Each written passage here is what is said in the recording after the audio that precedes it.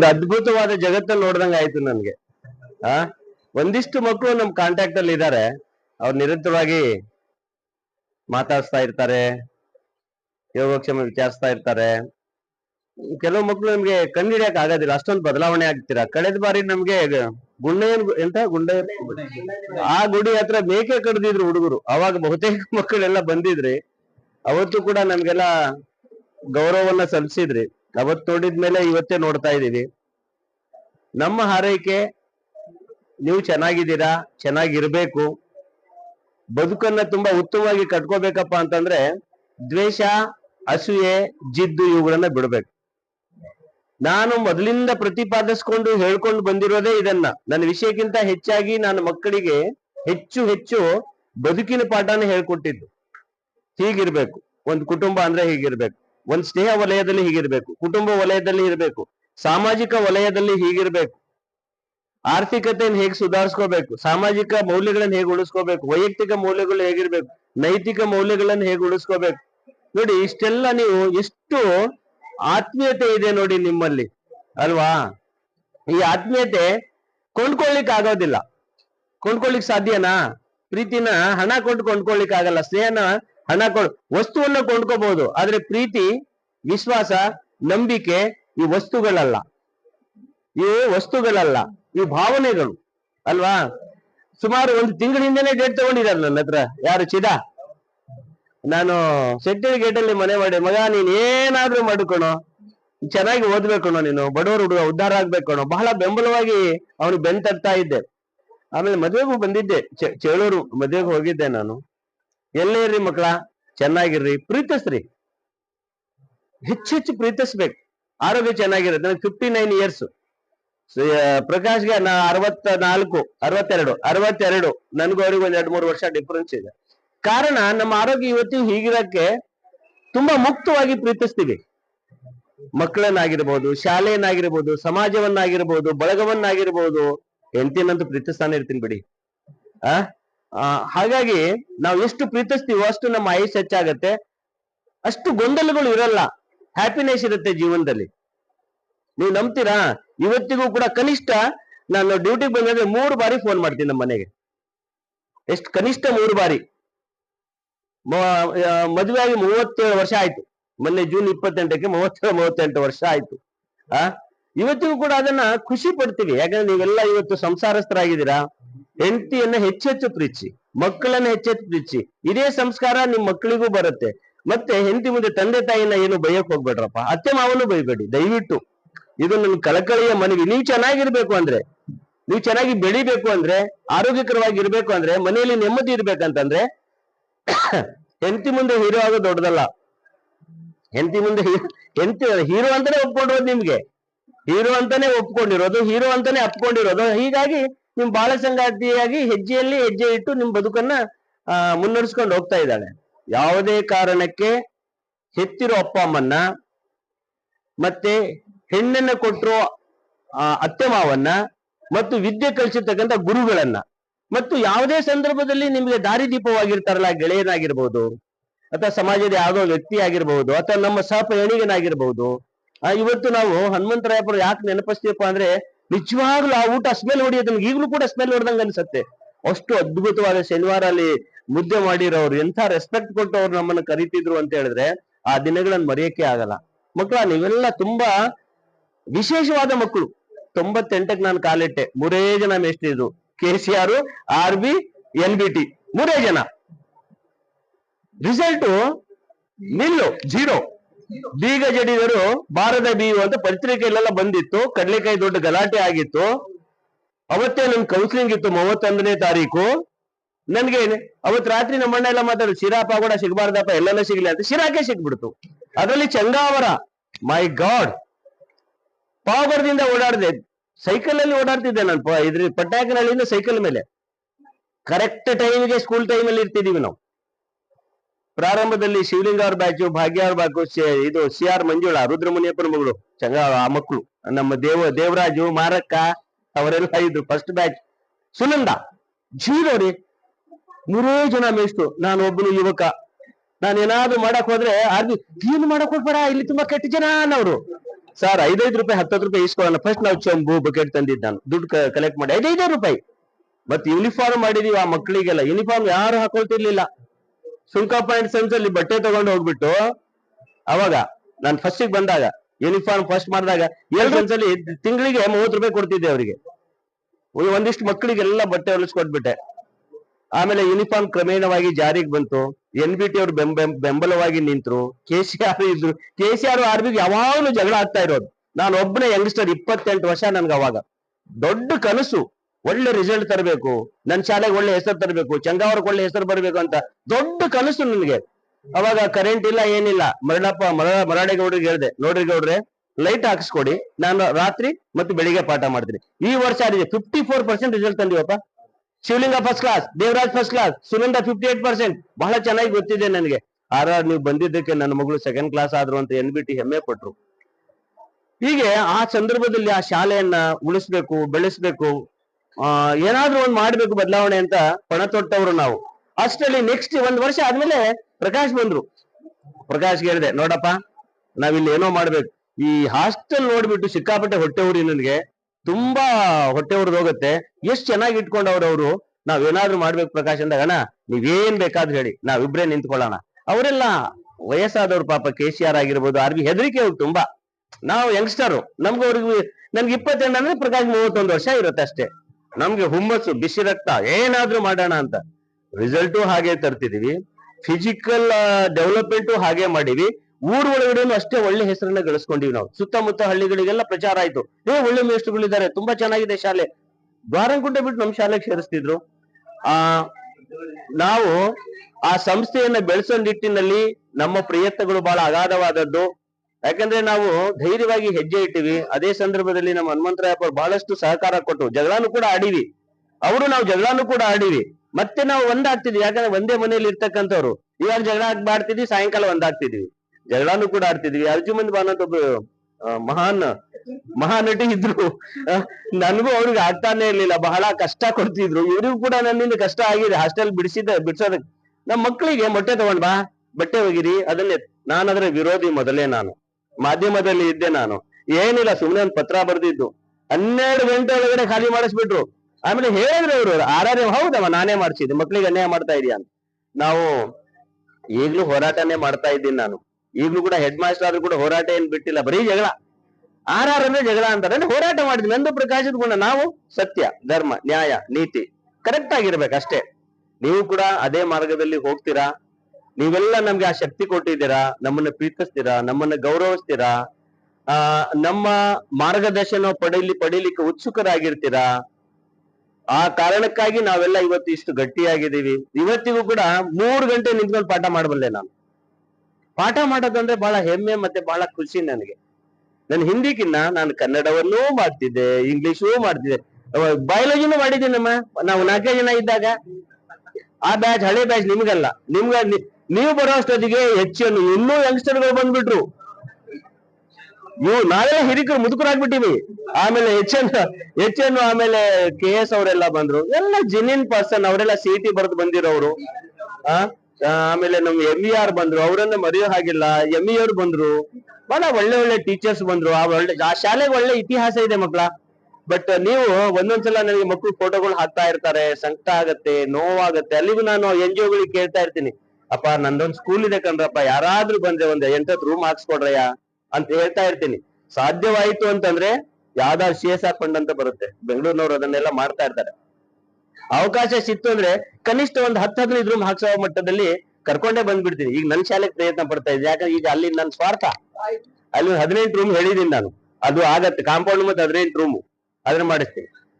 ಇಲ್ಲಿನೂ ಕೂಡ ಪ್ರಯತ್ನ ಪಡ್ತಾ ಇದ್ದೀನಿ ನಾನು. ಫಸ್ಟ್ ಚಂಗಾವರ ಚಿಕ್ಕನಳ್ಳಿ ನೆನಪಲ್ಲಿ ಇಲ್ಲ ಅಷ್ಟೊಂದು, 8 ವರ್ಷ ಅಲ್ಲಿ ಮಾಡಿದ್ದೀನಿ.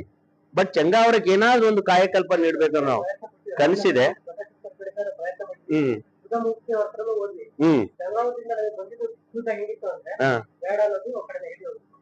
ನೋಡಿ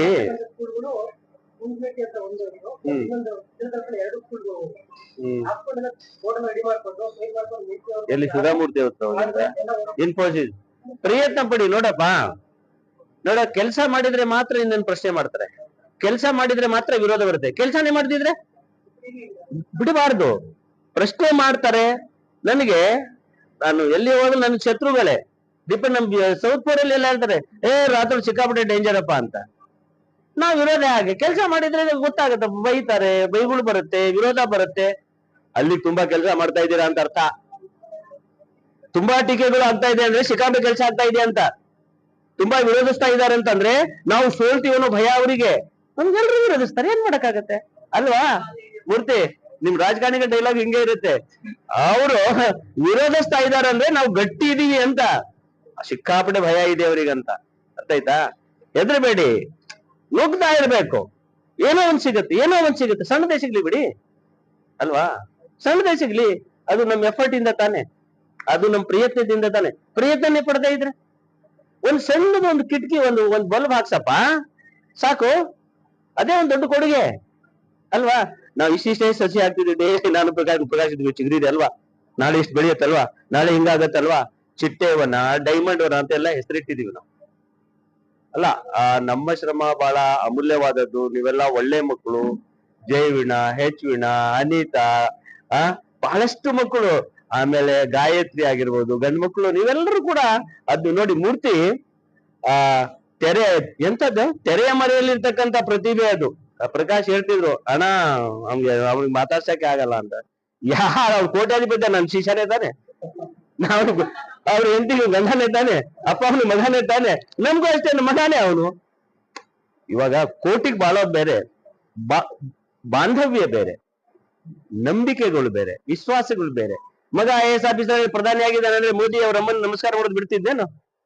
ಮೋದಿ ದೇಶಕ್ಕೆ ಪ್ರಧಾನಿ, ಅಮ್ಮನಿಗೆ ನೀವ್ ಏನ್ ಬೇಕು, ಆಫೀಸರ್ ಆಗಿರ್ಬೋದು, ನನ್ ಗುರುಗಳಿಗೆ ನಾನು ಶಿಷ್ಯನೇ.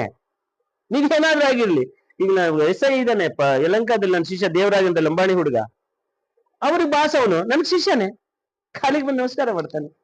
ಹಾಗೆ ಇವತ್ತು ಸೇರಿರೋದು ಬಹಳ ಒಳ್ಳೆ ದಿನ. ಈ ಹಿಂದಿನ ಕಾರ್ಯಕ್ರಮ ನಾನು ಬರಕ್ ಆಗ್ಲಿಲ್ಲ, ಪ್ರಕಾಶ್ ಆಮೇಲೆ RB ಅವರೆಲ್ಲ ಇದ್ರು. ಆ ಮಕ್ಕಳು ಕೂಡ ಇಟ್ಕೊಂಡಿದ್ದಾರೆ, ಬೆಂಗಳೂರಲ್ಲಿ ಎಲ್ಲ ಸೇರ್ತಾರೆ. ನಿಮ್ ಎಲ್ಲರನ್ನ ನೋಡಿ ಖುಷಿ ಆಯ್ತು. ಎಲ್ಲ ಒಳ್ಳೆ ಸ್ಥಿತಿಯಲ್ಲಿದ್ದೀರಾ. ನಾನು ಹೇಳದ್ನಲ್ಲ, ಕುಡಿತಕ್ಕೆ ದಾಸರಾಗ್ಬಿಡಿ, ಕುಡೀರಿ, ಲಿಮಿಟ್ ಇರ್ಲಿ ಅಲ್ಲ. ಬೇಡ ಅನ್ನಲ್ಲಮ್ಮ, ವಯಸ್ಸು ಬಂದ ಹುಡುಗರು ಬೇಡ ಅನ್ನಕ್ಕಾಗತ್ತಾ? ಇವಾಗ ನೀವು ನಿದ್ದೆ ಮಾಡ್ಲಿ, ಲಿಮಿಟ್ ಇರ್ಲಿ, ನಗಾಡ್ರಿ, ಲಿಮಿಟ್ ಇರ್ಲಿ, ಫ್ರೀನೆಸ್ ಇರ್ಲಿ, ಲಿಮಿಟ್ ಇರ್ಲಿ. ಏನೇ ಮಾಡಿದ್ರು ಲಿಮಿಟ್ ಕ್ರಾಸ್ ಆಗಿ ಹೋಗಬಾರ್ದು. ಅರ್ಥ ಆಯ್ತಲ್ವಾ? ಏನ್ ಆರಾರ್ ಹಂಗ ಹೇಳ್ತಾರ, ಕುಡಿಯೋದೇ ಇಲ್ವಾ? ಓಹೋ ನೋಡಿ, ಎಲ್ಲಾ ಲಿಮಿಟ್ ಮೀರಿದ್ರೆ ಬಹಳ ಕಷ್ಟ. ಶ್ರೀಮಂತಿಗರು ಲಿಮಿಟ್ ಮೀರಬಾರ್ದು, ಸಂಪಾದನೆಯೂ ಲಿಮಿಟ್ ಮೀರಬಾರ್ದು. ಅದು ತುಂಬಾ ಡೇಂಜರು. IT ರೇಡ್ ಆಗತ್ತೆ, ED ರೇಡ್ ಆಗತ್ತೆ, ಏನೆಲ್ಲ ಆಗತ್ತೆ. ಅರ್ಥ ಆಯ್ತಲ್ವಾ? ಊಟ ಹೆಚ್ಚಾದ್ರೆ ವಾಂತಿ ಬರುತ್ತೆ, ಶ್ರೀಮಂತಿಗೆ ಹೆಚ್ಚಾದ್ರೆ ರೈಡ್ ಆಗತ್ತೆ, ಜಗಳ ಹೆಚ್ಚಾದ್ರೆ ಹೆಣ ಬೀಳುತ್ತೆ, ಪ್ರೀತಿ ಹೆಚ್ಚಾದ್ರೆ ವಿಷ ಆಗತ್ತೆ ಅಲ್ವಾ? ಅದಕ್ಕೋಸ್ಕರ ಅನಂತು ನಗ್ತಾನೆ, ಮೀಸೆ ಸಕ್ಕತ್ ಬಿಟ್ಟವನೆ. ಒಳ್ಳೇದಾಗ್ಲಿ, ಗಾಡ್ ಬ್ಲೆಸ್ ಯು. ನಮ್ಮನ್ನು ಕರ್ಸಿ ಅದು ಪಾದ ಪೂಜೆ ಮಾಡಿ ಇಷ್ಟೊಂದು ನೋಡಿ, ನಾವೆಲ್ಲ ಗುಡಿಸಲು ಸಂಸ್ಕೃತಿಯಿಂದ ಬಂದವ್ರು. ನಮ್ ಶಾಲೆ ಹೇಗಿತ್ತು, ನಮ್ಮ ಮನೆಗಳು ಹೇಗಿದ್ವು. ಇವತ್ತು ಮೂರ್ತಿ ಅಂತ ಪ್ರತಿಭೆ, ಚಿದ ಅಂತ ಪ್ರತಿಭೆ, ನಿಮ್ಮನ್ನೆಲ್ಲ ಒಗ್ಗೂಡಿಸುವಂತ ಪ್ರಯತ್ನ ಪಟ್ಟಿದ್ದಾನೆ. ಅವ್ರು ಒಂದು 34 ಹುಡುಗರು ಸೇರಿದ್ರ, ಅದು ಕಡಿಮೆ ಪ್ರಯತ್ನ ಅಲ್ಲ, ಬಹಳ ದೊಡ್ಡ. ಅದೇ ಗೊತ್ತಾಗತ್ತೆ, ಮೇಷ್ಟ್ರು ಲೆಕ್ಕ ಗೊತ್ತಾಗಲ್ವೇ ನಮ್ಮ ಮೂರ್ತಿ? 34 ಮಕ್ಕಳು ಹೇಳ್ತೀವಿ ನಾವು, ಗೊತ್ತಾಗ್ಬಿಡುತ್ತೆ ನಮ್ಗೆ. ನಿಜವಾಗ್ಲೂ ಬಹಳ ಒಳ್ಳೆ ಪ್ರಯತ್ನ. ಆಗಾಗ ಸೇರ್ತಾ ಇರ್ರಿ, ಅಂದ್ರೆ ರೆಗ್ಯುಲರ್ ಏನ್ ಬೇಡ. ರೆಗ್ಯುಲರ್ ಇದ್ರೆ ಸ್ವಾದ ಹೊರಟೋಗ್ಬಿಡುತ್ತೆ. ಅರ್ಥ ಆಯ್ತಲ್ಲ? ವರ್ಷಕ್ಕೂ ಬೇಡ, ಹಂಗೆ ಕದ. ಇವಾಗ ನೀವು ಬ್ಯಾಚ್ ಮಾಡಿ, ಇನ್ನೊಂದು ಬ್ಯಾಚ್ ಮತ್ತೆ ರೆಡಿ ಆಗಿರುತ್ತೆ. ನಿಮ್ಮನ್ನ ನೋಡಿ ನೀವು ಮಾದರಿಯಾಗಿದ್ದೀರಿ. ಇವಾಗ role model of the other batches. ಅರ್ಥ ಆಯ್ತಲ್ವಾ? ನೀವು ಮಾದರಿಯಾಗಿ ನಿಲ್ಲೋದಿದೆಯಲ್ಲ, ಅದೇ ನಿಜವಾಗ್ಲೂ ಮೊದ್ಲಿಗೆ ಮಾಡ್ಬೇಕಾಗಿರೋ ಕೆಲಸ. ಮಾದರಿಯಾಗಿ ನಿಲ್ಲೋದು ಅದು ಮೊದಲ ಕೆಲಸ. ಅದು ನೀವು ಮಾದರಿಯಾಗಿ ನಿಂತ ಮೇಲೆ ನಿಮ್ ಕೆಲಸ ಮುಗಿದು ಇನ್ನೊಬ್ರು ಮಾಡ್ಕೊಂಡು ಹೋಗ್ತಾ ಇರ್ತಾರೆ. ಅರ್ಥ ಆಯ್ತಲ್ವಾ? ಹಾಗೆ ಕೆಲವರು ಟೀಚರ್ ಆಗಿರ್ಬೇಕಲ್ಲ. ನಮ್ ವೀಣಾ B.Ed ಅವಳದು ಮ್ಯಾಥಮೆಟಿಕ್ಸ್. ಇನ್ನು ಕೆಲವು ದಿನಗಳಲ್ಲಿ IAS ಮಾಡ್ಕೊಂಡು ಒಂದು ಹುಡುಗಿ ಬರುತ್ತೆ. ಸೌಜನ್ಯ IAS ಪ್ರಾಕ್ಟೀಸ್ ಮಾಡ್ತಾ ಇದ್ದಾಳೆ. ಅವಳು ಕಾಂಟ್ಯಾಕ್ಟ್ ಅವಾಗ ಮಾಧ್ಯಮದಲ್ಲಿ ಇದ್ದಾಳೆ, ಅದ್ಭುತವಾಗಿ ಮಾತನಾಡ್ತಾಳೆ ಮಾಧ್ಯಮದಲ್ಲಿ. ಕೆಲವು ವಿದ್ಯಾರ್ಥಿಗಳು ಮಾಧ್ಯಮದಲ್ಲಿ ಇದಾರಪ್ಪ. ನಾನು ಸೌಜನ್ಯಾಗಿ ಹೇಳಿದ್ದೀನಿ, IAS ಆಫೀಸರ್ ಆಗಿ, ಸರ್ ನೀವು ರಿಟೈರ್ಡ್ ಆಗೋಷ್ಟಿಗೆ IAS ಆಫೀಸರ್ ಆಗಿ ನಿಮ್ ಕಾಲೇಜ್ ಬಿದ್ದು ನಮಸ್ಕಾರ ಮಾಡಿ ಆಮೇಲೆ ಹೋಗ್ತೀನಿ ಸರ್ DC ಆಗಿ ಅಂತ ಹೇಳ್ತಾರೆ. ಆಗ್ರಿ, ನಿಮ್ ಮಕ್ಕಳನ್ನ ಚೆನ್ನಾಗಿ ಓದಿಸ್ರಮ್ಮ. ನೀವಂತೂ ಓದಿಲ್ಲ, ಇಷ್ಟಕ್ಕಿಷ್ಟೇ ಅಷ್ಟಕ್ಕಷ್ಟೇ ಮುಗಿಸಿದ್ದೀರಾ. ಒಂದು ಪಣ ತೊಡಿ, ನನ್ನ ಮಗ ಹೀಗೆ ಆಗ್ಬೇಕು, ನನ್ನ ಮಗಳು ಹೀಗೆ ಆಗ್ಬೇಕು ಕನಸು ಕಾಣಿ, ಕೆಟ್ಟ ಕನಸು ಬೇಡ, ಒಳ್ಳೆ ಕನಸು, ಯಶಸ್ವಿ ಆಗುವಂತ ಕನಸು, ಈಡೇರುವಂತ ಕನಸು. ನಾನು ಹೇಳಿದೆ ಹೇಳ್ತಿದ್ನಲ್ಲ, ನನ್ನ ಬದುಕು ಹೀಗಾಗೈತಿ, ಹೀಗೆ ಬದಲಾಯ್ತು. ಅವನು ಚಿಕ್ಕಂದಿಂದ ನಾನು ನೋಡ್ಕೊಂಡು ಬಂದಿದ್ದು, ಬಹಳ ಕಷ್ಟ ಅಂದ್ರೆ ಕಷ್ಟಪಟ್ಟಿದ್ದಾನೆ. ಇಲ್ಲಿ ಅವನು BSc ಮಾಡ್ಬೇಕಾದ್ರೆ ಪುಸ್ತಕಗಳನ್ನು ಕೊಂಡ್ಕೋಬೇಕು, ಬರೀ ಲೈಬ್ರರಿ ಪುಸ್ತಕ ತಗೊಂಡು ಓದಿದ್ದಾನ ಅವನು. ಬಹಳ ಚೆನ್ನಾಗಿ ಗೊತ್ತಿದೆ ನನಗೆ, ತುಂಬಾ ಬೆನ್ನು ತಟ್ಟಿದ್ದೀನಿ ಅವನು. ನಾನು ಇಲ್ಲಿ ಇದ್ದಾಗ ಏನ್ ಸಾಧ್ಯ ಆಗತ್ತದು ಮಾಡೋ ಮಗನೇ, ಏನ್ ಸಾಧ್ಯ ಆಗತ್ತದು ಮಾಡೋ ಮಗನೇ. ಮುತ್ತಿನಂತ ಇಬ್ರು ಹೆಣ್ಮಕ್ಳನ್ನ ಎತ್ತಿದ್ದಾನೆ. ಮದುವೆಗೆ ಹೋದಾಗ ಆಶೀರ್ವಾದ ಮಾಡಿ ಫಸ್ಟ್ ನನ್ನ ಕಾಲಿಗೆ ಬಿದ್ದಿದ್ದು, ಅವ್ರ ಅಮ್ಮನ್ ಕರ್ಸ್ಕೊಂಡು ನನ್ನ ಕಾಲಿಗೆ ಬಿದ್ದಿದ್ದು ಅವನು. ಬಹಳ ದೊಡ್ಡ ಸಂಭ್ರಮ ಅವನಿಗೆ ಅವತ್ತು. ನಾನು ಹೋದಾಗ ತಿಪ್ಟೂರಲ್ಲಿ ಎಜುಕೇಶನ್ ಇದು ಇಶ್ಯೂ ಆಗಿದ್ದೆ ನಾನು. ನೀವು ಬರ್ಲೇಬೇಕು ಅಂದಾಗ ಹೋಗಿದ್ದೆ. ಇರ್ಲಿ, ನೀವೆಲ್ಲ ಕರ್ಸಿದ್ದೀರಾ, ಪ್ರೀತಿ ಕೊಟ್ಟಿದ್ದೀರಾ, ಗೌರವ ಸಲ್ಲಿಸಿದ್ದೀರಾ, ಆಗಾಗ ನಮ್ ಜೊತೆಗೆ ಮಾತನಾಡ್ತೀರಾ.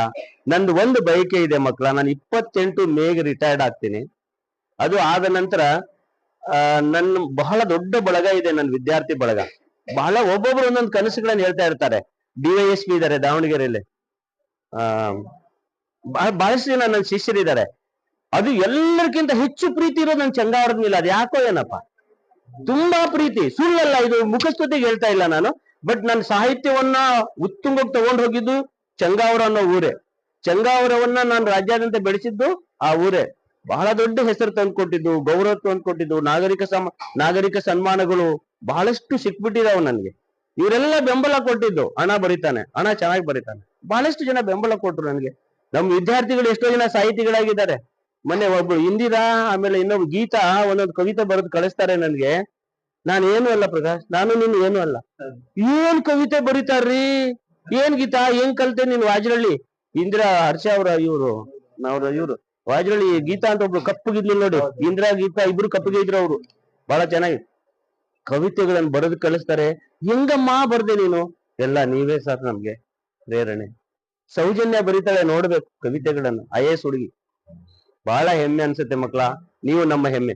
ನಾನ್ ರಿಟೈರ್ಡ್ ಆದ್ಮೇಲೆ ನಿಮ್ಗೊಂದು ಒಳ್ಳೆ ಔತಣ ಊಟ ಕೊಡ್ಬೇಕು, ಒಳ್ಳೆ ಊಟ ಕೊಡ್ಬೇಕಂತ ಆಸೆ ನನಗೆ. ನೀವು ಹೇಗ್ ಬರ್ಬೇಕಪ್ಪ ಅಂದ್ರೆ, ನೀವು, ನಿಮ್ಮ ಮಡದಿ, ನಿಮ್ಮ ಮಕ್ಕಳು ಎಲ್ಲರನ್ನ ನಾನು ಒಂದ್ ಕಡೆ ಕರೆಸ್ಬಿಟ್ಟು ಊಟ ಹಾಕ್ಸ್ಬೇಕು ಅನ್ನೋ ನನ್ಗೆ ಆಸೆ. ಅದು ಒಂದೇ ಆಸೆ ನನಗೆ. ಅಷ್ಟು ಮಕ್ಕಳು ಶಿರಾದಲ್ಲೇ ಕೊಡೋದು. ಶಿರಾದಲ್ಲೇ ನಾನು ಬೆಂಗಳೂರಲ್ಲಿ ಅವ್ರಿಗೆ ಹೇಳ್ಬಿಟ್ಟಿದೀನಿ, ನಿಮ್ಮ ಹತ್ರ ನಾನು ಸನ್ಮಾನ ತಗೊಳ್ಳೋದೇ ಇಲ್ಲ ಅಂತ. ನನ್ನ ಜಗತ್ತಿರೋದು, ನನ್ನ ಪ್ರಪಂಚ ಇರೋದು, ನನ್ನ ತವ್ರ ಮನೆ ಇರೋದು, ನನ್ನ ತಾಯಿ ಬೇರೆ ಇರೋದು ಶಿರಾ ರಾಥೋಡ್ ಆಗಿದ್ದೀನಿ. ಮೊದಲು ರಮೇಶ್ ರಾಥೋಡ್ ಚಂಗಾವರ ಇದ್ದೆ, ಆಮೇಲೆ ಶಿರಾ ರಮೇಶ್ ರಾಥೋಡ್ ಚಂಗಾವರ ಆದೆ. ಅರ್ಥ ಆಯ್ತಲ್ವಾ? ಆಮೇಲೆ ನೋಡೋಣ, ನೋಡಿ ಕನಿಷ್ಠ 18ರಿಂದ 22 ಬುಕ್ಸ್ ರೆಡಿ ಇದಾವ ನಂದು. ನನ್ ದುಡ್ಡಿಲ್ಲ ಅಂತ ನಾವು ಮೇಸ್ಟ್ರು ಪ್ರಕಾಶ್ ಗೊತ್ತು ನನ್ನ ಪರಿಸ್ಥಿತಿ. ನಾನು ಬಹಳ ಬಡವ, ಇವ್ನು ಕೋಟ್ಯಾಧಿಪತಿ ಆಗ್ಬಿಟ್ಟಾನೆ. ಬಹಳ ಬುದ್ಧಿವಂತ, ಅವ್ರು ಮೊದ್ಲಿಂದಾನು ಬುದ್ಧಿವಂತಾನೆ. ಪ್ರಕಾಶ್ ಮೊದ್ಲಿಂದಾನು ಬುದ್ಧಿವಂತಾನೆ. ನಾವು ಸುಮ್ನೆ ಸಾಹಿತ್ಯ ಬರ್ಕೊಂಡು ಅದು ಇದು ಮಾಡ್ಕೊಂಡು ಅದು ಸನ್ಮಾನ ಇದು ಸನ್ಮಾನ ಸಾಲ ಮಾಡ್ಕೊಂಡಿದೀವಿ. ಅವ್ನು ಹೇಳ್ತಿದ್ದ, ಅಣ್ಣ ಒಂದ್ 2-3 ಕೋಟಿಗೆ ಇದೀನಿ, ನಾವ್ 2-3 ಕೋಟಿ ಸಾಲಕ್ಕೆ ಇದೀವಪ್ಪ ಅಂತ ಇರೋ ಫ್ಯಾಕ್ಟ್ ಸಂಜೀವ್ಗೂ ಗೊತ್ತು. ಅಂದ್ರೆ ಚಂಗಾರದ ವಿದ್ಯಾರ್ಥಿಗಳಿಗೆ, ಚಿಕ್ಕನಹಳ್ಳಿ ವಿದ್ಯಾರ್ಥಿಗಳು ಎಲ್ಲರನ್ನ ಕರೆಸ್ಬಿಟ್ಟು, ಈ ಚಿಕ್ಕನಹಳ್ಳಿಯವರು ಅವ್ರೇನು ಬರೋದಿಲ್ಲ, ಪಾವಗಡದವ್ರು ಮತ್ತು ಚಂಗಾರದವ್ರು ಬಹಳ ಜನ ಬರ್ತಾರೆ ನನ್ನ ವಿದ್ಯಾರ್ಥಿಗಳು ಅಂತ ನನಗೆ ಗೊತ್ತಿದೆ. ಚಿದಾಗ ಒಬ್ನಿಗೆ, ಮೂರ್ತಿ ಒಬ್ರಿಗೆ ಹೇಳಿದ್ರೆ ಸಾಕು, ಗ್ರೂಪ್ ಅಲ್ಲಿ ಎಲ್ಲ. ಆಮೇಲೆ ನಮ್ ಶಿವಲಿಂಗ ಇದಾನಲ್ಲ, ಶಿವಲಿಂಗ ದೇವರಾಜ್, ಇವ್ರಿಗೆ ಹೇಳ್ಬಿಟ್ರೆ ಅವರು ಒಂಥರ ನನ್ ಮಕ್ಳು, ಸರ್ ಏನೋ ಒಂದ್ ಮಾಡೋಣ ನಿಮ್ ಇದ್ರಲ್ಲಿ ಅಂತ. ನನ್ಗೇನ್ ಆಸೆ ಇಲ್ರಪ್ಪ, ನೀವು ನನ್ಗೆ ಅಷ್ಟು ದಿನ ಊಟ ಕೊಟ್ಟಿದ್ದೀರಾ, ನನ್ಗಾಗ್ಲಿ, ನನ್ ಮಕ್ಳಿಗಾಗ್ಲಿ, ನನ್ ಗೌರವ ಕಾಪಾಡಿದ್ರ, ಅನ್ನ ಕೊಟ್ಟಿದ್ದೀರಾ. ಅನ್ನ ಕೊಟ್ಟು ದೇವ್ರು ನೀವು ಮಕ್ಳು. ಒಂದು ದಿನ ನಾನು ನಿಮ್ಗೆ ಅನ್ನ ಕೊಡ್ತೀನಿ, ಒಂದು ದಿನ ಊಟ ಕೊಡ್ಬೇಕು ನಾನು ನಿಮ್ಗೆಲ್ಲ, ಅಷ್ಟು ಮಕ್ಕಳಿಗೆ, ನಿಮ್ ಮಡದಿ ಮಕ್ಕಳಿಗೆ ಎಲ್ರಿಗೂ. ನೀನು ನಿನ್ ಸಂಗಾತಿ, ನಿಮ್ ಜೊತೆಗೆ ಒಬ್ರು ಮಕ್ಳು, ಇಬ್ರು ಡಜನ್ ಇದ್ರು ಡಜನು ಕರ್ಕೊಂಡ್ ಬನ್ನಿ ನಿಮ್ಗೆ. ಅರ್ಥ ಆಯ್ತಲ್ಲ? ಸಾಕು, ಒಂದ್ 200 ಮಕ್ಕಳು ಗಂಡ ಹೆಂಡತಿ ಅಂದ್ರೆ ಎಷ್ಟು, 400-500 ಜನ ಆದ್ರಲ್ಲ. ದುಡ್ಡು ಶಾರ್ಟೇಜ್ ಬಂತು ಅಂದ್ರೆ ಪ್ರಕಾಶ್ ಇರ್ತಾರೆ, ಮೂರ್ತಿ ಇರ್ತಾರೆ. ನೋಡ್ರಪ್ಪ, ಅಷ್ಟು ಶಕ್ತಿ ಇತ್ತು ನನಗೆ, ನೀವೊಂದಿಷ್ಟು ಹಾಕ್ರಪ್ಪ, ಕೇಳ್ಕೊಳ್ಳೋದ್ರಲ್ಲಿ ತಪ್ಪೇನಿದೆಯಪ್ಪ. ಕೊನೆಗೆ ನಮ್ ನೆಕ್ಸ್ಟ್ BO ಆಗ್ತಕ್ಕಂಥ ಸಂಜು ಇದ್ದಾರೆ ಅಲ್ವಾ? ಇಲ್ಲ, ನಾನೇ ಹಾಕ್ತೀನಿ, ಯಾಕೆ ರಿಟೈರ್ಡ್ ಆಗಿರ್ತೀವಿ, ದುಡ್ಡು ಇರುತ್ತೆ, ನಿಮ್ಗೋಸ್ಕರನೇ ಇಟ್ಕೊಂಡಿರ್ತೀನಿ, ನನ್ನ ಮಕ್ಕಳ ಊಟಕ್ಕೋಸ್ಕರ ಅಂತಾನೆ ಬಿಟ್ಟಿರ್ತೀನಿ. ಮಕ್ಕಳ, ನೀವೆಲ್ಲೇ ಇರ್ರಿ, ಖುಷಿಯಾಗಿರ್ರಿ, ಪ್ರಾಮಾಣಿಕವಾಗಿರ್ರಿ, ದುಡಿಯೋದ್ರಲ್ಲಿ ಮಾತ್ರ ಹಿಂದೇಟ್ ಹಾಕ್ಬೇಡಿ. ನಾನ್ ಮೂರ್ಖ, ನಾನು ಇವತ್ತಿಗೂ ಕೂಡ ತತ್ವ ಸಿದ್ಧಾಂತ ಬಿಟ್ಟು ಬದುಕಾಗಿಲ್ಲ. ಅಂದ್ರೆ ಇವರೆಲ್ಲ ಬಿಟ್ಟು ಬದುಕ್ತಾರೆ ಅಂತ ಆಗ್ತಾ ಇಲ್ಲ. ನಂದು ಒಂಥರ ಲೋಕ. ಒಬ್ಬ ಹೆಡ್ ಮಾಸ್ಟರ್ ಕನಿಷ್ಠ ಏನಿಲ್ಲ ಅಂದ್ರೆ 3 ಲಕ್ಷ ಆದ್ರೂ ಮಾಡ್ಬೋದು ವರ್ಷಕ್ಕೆ. ನಾನು ಕೈಯಿಂದಾನೇ ಹಾಕೊಂಡು ಸಂಬಳ ಬಂದಾಗ ನನ್ನ ಹೆಂಡತಿ ಗೊತ್ತಾಗದಂಗೆ ಅದು ಪೈಪ್ ಹಾಕ್ಸು, ಇದು ತೊಟ್ಟಿ ಕ್ಲೀನ್ ಮಾಡಿಸು, ಹಂಗೆಲ್ಲ ಮಾಡ್ತಾ ಇರ್ತೀನಿ. ಒಂಥರ ಹುಚ್ಚ ನಾನು. ಇರ್ಲಿ, ನಿಮ್ಮ ಪ್ರೀತಿ ಹೀಗೆ ರಿಟೈರ್ಡ್ ಆದ್ಮೇಲೆ ನಾನು ನಿಮ್ನೆಲ್ಲರನ್ನ ಕರೆಸ್ತೀನಿ, ಶಿರಾದಲ್ಲೇ ಕರೆಸ್ತೀನಿ, ಊಟ ಹಾಕ್ಸ್ತೀನಿ. ನೀವೆಲ್ಲರೂ ಕೂಡ ನನ್ಗೆ ಏನಪ್ಪಾ ಅಂದ್ರೆ ದೇವ್ರ ಮೂಲಕ ನನ್ಗೆ ನೀವು ಆಶೀರ್ವಾದ ಮಾಡಿಸ್ ದೊಡ್ಡವರೇನ, ನಮ್ಗಿನ ದೊಡ್ಡವರ, ಚಿಕ್ಕವ್ರು ತಾನೆ. ದೇವ್ರ ಮೂಲಕ ಆಶೀರ್ವಾದ ಮಾಡಿಸ್ಬೇಕು ಸರ್. ಇನ್ನಷ್ಟು ಕಾಲ ನೀವು ಈ ಭೂಮಿ ಮೇಲೆ ಇರ್ರಿ, ಒಳ್ಳೇದಾಗ್ಲಿ ನಿಮ್ಮಿಂದ ಅಂತ ಹೇಳಿ. ಮೂರ್ತಿ, ನಿನ್ ಭವಿಷ್ಯ ತುಂಬಾ ಉಜ್ವಲವಾಗಿದೆ, ಬಹಳ ಉಜ್ವಲವಾಗಿದೆ. ಯಾಕಂದ್ರೆ ನಾನು ಫಸ್ಟಿಗೆ ಗುಣ್ಣಯ್ಯನ ಗುಡಿಯಲ್ಲಿ ಹೇಳ್ಬಿಟ್ಟಿದ್ದೀನಿ, ಬಹಳ ಅದ್ಭುತವಾದ ವ್ಯಕ್ತಿತ್ವ ಇದೆ. ಇವರೆಲ್ಲ ನಿನ್ನ ಆಶ್ರಯಕ್ಕೆ ನಿಲ್ತಾರೆ, ಇವರೆಲ್ಲ ನಿಮ್ಗೆ ಬೆನ್ನೆಲುಬಾಗಿ ನಿಲ್ತಾರೆ. ಚಿರಾ ಅಂತ ಬಿಡ 24 hours, ಯಾವಾಗ ಬೇಕಾದ್ರೂ ಅಷ್ಟೇ ನಾವೆಲ್ಲ ನಿನ್ ಜೊತೆ ನಿಲ್ತೀವಿ. ನಮ್ ಹುಡುಗ ಬೆಳಿಬೇಕು, ನಿನ್ ಜೊತೆ ಇನ್ನೊಬ್ರನ್ನು ಕೂಡ ಬೆಳೆಸು. ಮುಂದಿನ ದಿನಗಳಕ್ಕಾಗಲ್ಲ, ಒಬ್ರಿಂದ ಒಬ್ರು ಬೆಳೆಸ್ತಾ ಹೋಗ್ರಿ. ಈ ನೆಕ್ಸ್ಟ್ ನೀವು ಇಬ್ರು, ಶಿವಲಿಂಗನೂ ಎಂಟ್ರಿ ಕೊಡ್ತಾನೆ, ಅವ್ನ್ ಜಡ್ಪಿ ತಗೊಂತಾನಂತೆ, ಹೇಳ್ತಿದ್ದ ತಗೊಳ್ತೀನಿ ಸರ್ ನಿಮ್ ಬೆಂಬಲ ನೀವು ಕೂಡ ಮಾಡಿ, ನೀವೆಲ್ಲ ಬೆಂಬಲ ಕೊಡಿ. ನಮ್ ಇಬ್ರು ಹುಡುಗರು ನಿಂತು ನಮ್ ಇಬ್ರು ಹುಡುಗರಿಗೂ ಸಪೋರ್ಟ್ ಮಾಡಿ. ನೀವ್ ಹೆಣ್ಮಕ್ಳು ನೋಡಿ, ನಮ್ಮಲ್ಲಿ ಯಾರೋ ಒಬ್ಳು ಗ್ರಾಮ ಪಂಚಾಯತ್ ಮೆಂಬರ್ ಆಗಿಲ್ಲಲ್ಪ, ಜ್ಯೋತಿ ಯಾರು ಅವಳು? ಯಾರಡಿ? ಚಂಗಾವರನ ಬೇವನಹಳ್ಳಿ ಗ್ರಾಮ ಪಂಚಾಯತ್ ಅಧ್ಯಕ್ಷ ಆಗಿದ್ಲಲ್ಲ, ಬಡಮನಟ್ಟಿ, ಏನ್ ಅವಳ ಹೆಸರು? ಬಡಮನಟ್ಟಿ ಹುಡುಗಿ ಅಧ್ಯಕ್ಷ ಆಗಿದ್ಲಲ್ಲಪ್ಪ. ಅವ್ರು ಸಿಕ್ಕಾಬಿಟ್ಟು ಸೈಜ್ ಆಗ್ಬಿಟ್ಟವಳೆ. ಒಂದಿನ ಸನ್ಮಾನ ಕರೆದಿದ್ರು ನಮ್ಗೆ. ಸರ್ ನಾನ್ ಅಂದ್ರು, ಯಾರ್ ನೀನು? ಸರ್ ಜ್ಯೋತಿ ನಾನು. ಯಾವ ಜ್ಯೋತಿ? ಸರ್ ನಿಮ್ ಸ್ಟೂಡೆಂಟ್ ಜ್ಯೋತಿ ಅಂದ್ರು. ನನ್ ಪಕ್ಕದಲ್ಲೇ ಕೂತಿದ್ಲು, ಅಧ್ಯಕ್ಷ ಅಲ್ವಾ? ನೀವು ಯಾರು ಬೇಕಾದ್ರೂ ಪ್ರಧಾನಿ ಆಗ್ಬೋದು ಮಕ್ಕಳ, ಯಾರು ಬೇಕಾದ್ರೂ MLA ಆಗ್ಬೋದು, ಯಾರು ಬೇಕಾದ್ರೂ ಮಿನಿಸ್ಟರ್ ಆಗ್ಬೋದು, ಯಾರು ಏನ್ ಬೇಕಾದ್ರೂ ಆಗ್ಬೋದು ಅಂತ ಹೇಳ್ತಾ, ನಿಮ್ಮೆಲ್ಲರ ಬದುಕು ಉಜ್ವಲವಾಗ್ಲಿ. ಹೆಂಡತಿನ ಪ್ರೀತಿಸೋದನ್ನ ಮಾತ್ರ ಮರಿಬೇಡಿ. ಆಮೇಲೆ ಕೆಟ್ಟ ಚಟಗಳಿಗೆ ಬಲಿಯಾಗಬೇಡಿ. ಲಿಮಿಟ್ ಆಗಿ ಖರ್ಚು ಮಾಡಿ, ಇರೋದ್ರಲ್ಲಿ ಜೀವನ ಮಾಡಿ. ಇಷ್ಟು ಸಂಪಾದನೆ ಮಾಡಿದಾಗೆ ಪ್ರಕಾಶ್ ಇಷ್ಟು ಸಂಪಾದನೆ ಮಾಡ್ಬಿಟ್ಟವನೆ, ಇಷ್ಟು ಖರ್ಚು ಮಾಡಿದ್ರೆ ನಡೆಯುತ್ತೆ. ನಾನು ಇಷ್ಟು ಸಂಪಾದನೆ ಮಾಡಿದೀನಿ, ಇಷ್ಟು ಖರ್ಚು ಮಾಡಿದ್ರೆ ನಡೆಯಲ್ಲ. ಇಷ್ಟು ಸಂಪಾದನೆ ಮಾಡಿ, ಪ್ರೀತಿ ಆಗ್ಲಿ, ಗೌರವ ಆಗ್ಲಿ, ಹಣ ಆಗ್ಲಿ, ಆಸ್ತಿ ಆಗ್ಲಿ, ಇಷ್ಟೇ ಖರ್ಚು ಮಾಡಿ, ಇಷ್ಟು ಉಳಿಸ್ಕೊಂಡಿರ್ಬೇಕು. ನಾನು ಅದೊಂದು ಪಾಠ ಹೇಳ್ತೀನಿ, ಆರ್ಥಿಕ ಪಾಠ ಅಂತ, ಅದು ಎಕನಾಮಿಕಲ್ ಲೆಸನ್ ಅಂತ. ಅದನ್ನ ಮಾಡಿ ನೀವು ಶರೀರ ಬಹಳ ಬಹಳ ಖುಷಿಯಾಗಿದೆ ನನಗೆ.